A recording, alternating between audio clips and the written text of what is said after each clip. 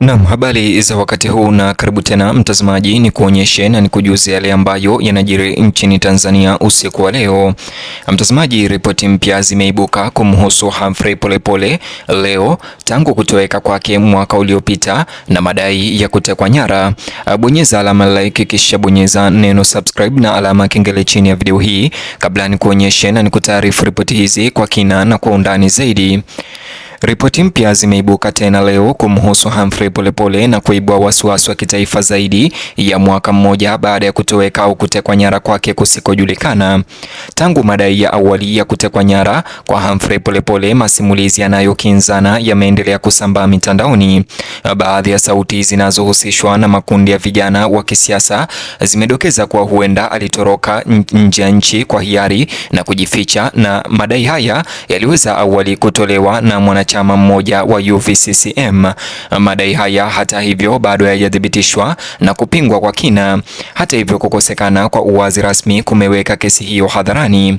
Maendeleo ya leo yamevutia tena maswali ambayo hayajatatuliwa baada ya ripoti hizi zingine mpya ambazo nitakueleza kuweza kujiri. Wanafamilia sasa wamekataa mara kwa mara mapendekezo kwamba Humphrey Polepole alitoroka au kujificha, na wanaendelea kudai kwamba Humphrey Polepole ametekwa nyara kwa nguvu. Wanashikilia kuwa alichukuliwa kwa nguvu na watu wasiojulikana nyumbani kwake.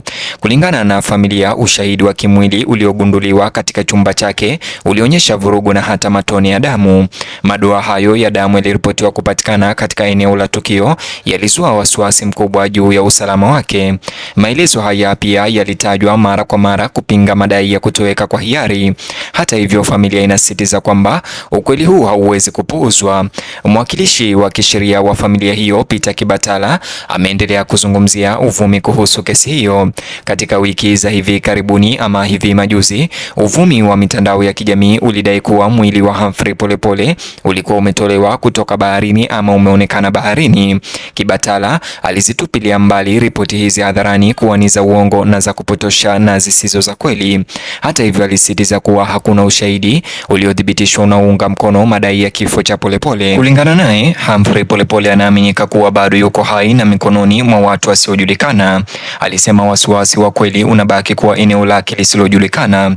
Kibatala alidai zaidi kuwa kueneza madai ambayo hayajathibitishwa huongeza tu mateso kwa familia ya Polepole.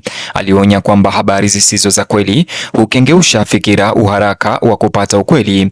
Wakili huyo alikadiri kuwa hakuna mamlaka iliyothibitisha rasmi. Ukosefu wa harakati umechochea kuchanganyikiwa kwa umma.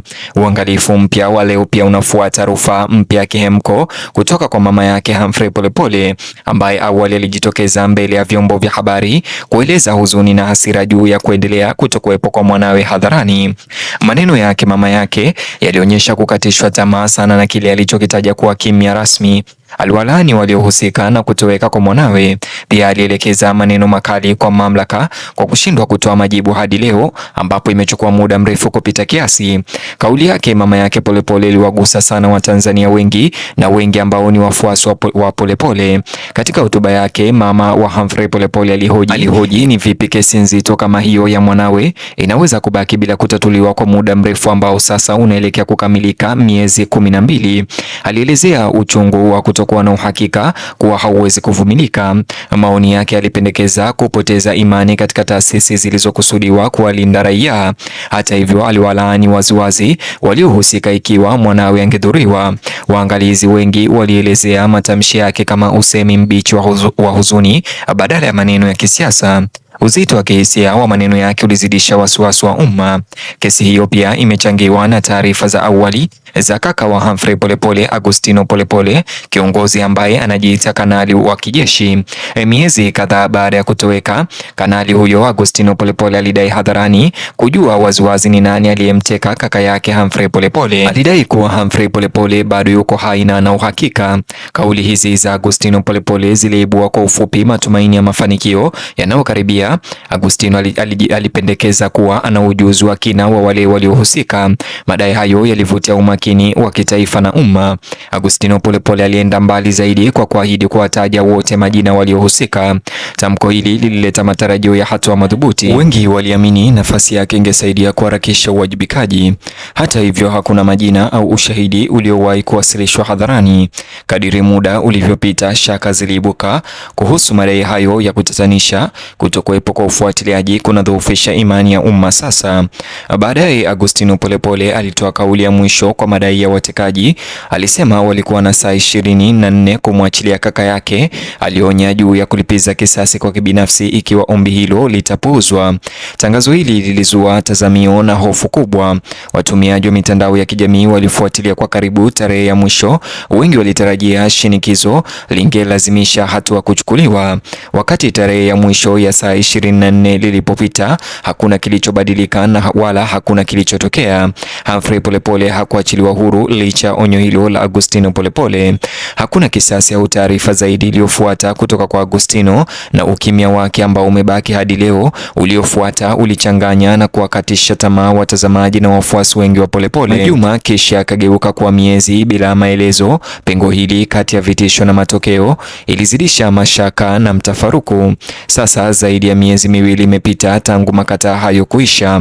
Augustino hajajitokeza tena hadharani kuzungumza au kushughulikia hali hiyo.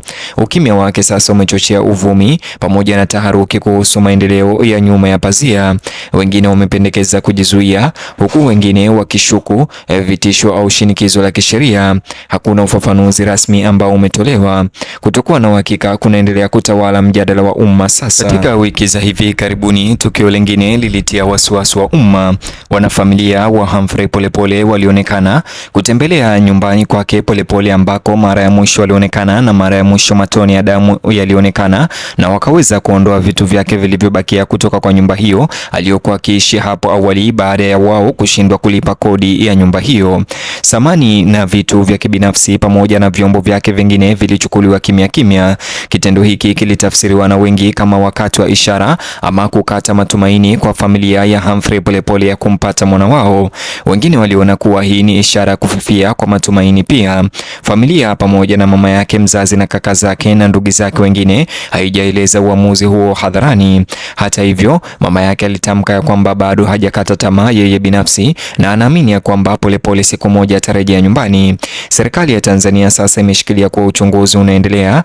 Viongozi wamesisitiza mara kwa mara wananchi kuepuka kueneza habari zisizo na udhibitisho ama za uongo. Wanasisitiza kuwa vyombo vya usalama vinashughulikia suala hilo na sasa wataweza kujua alipo Polepole wakati mwafaka ukifika. Hata hivyo, hakuna masasisho madhubuti yaliyotolewa.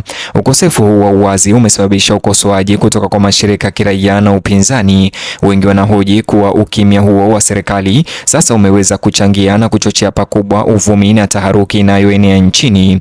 Mwitikio wa umma vilevile wa Watanzania kwa kesi umesalia kuwa mkali zaidi. Kutoweka kwa mwanasiasa maarufu kumewakosesha raha Watanzania wengi.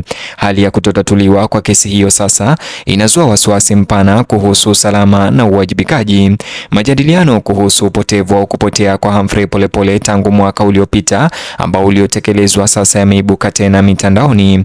Kwa wengine, kesi hii ya Humphrey Polepole na kutekwa nyara na kupotea kwake inaashiria udhaifu mkubwa wa kitaasisi. Hisia hizi zimekuwa na nguvu kadiri wakati unavyosonga. Hata hivyo, waangalizi wa kimataifa upande wao wa haki za binadamu pia wameonyesha nia mpya ya kuweza kupigana juu ya swala hili. Wametaka uchunguzi wa kina, wa haraka na wa uwazi ufanyike maradufu. Baadhi wamehimiza uangalifu huru ili kurejesha uaminifu wa umma na wa Watanzania.